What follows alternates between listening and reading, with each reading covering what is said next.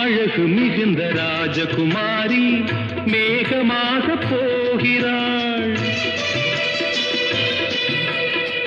ஜரிகை நெளியும் சேலை கொண்டு மலையை மூட பார்க்கிறாள்.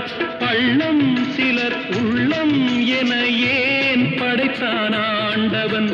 பட்டம் பெற தேடுகின்றேன், எங்கே அந்த நாயகன்? மலையின் காட்சி இறைவன் ஆட்சி. செந்தாழம் பூவில் வந்தாடும் தென்றல் என் மீது மோதுதம்மா.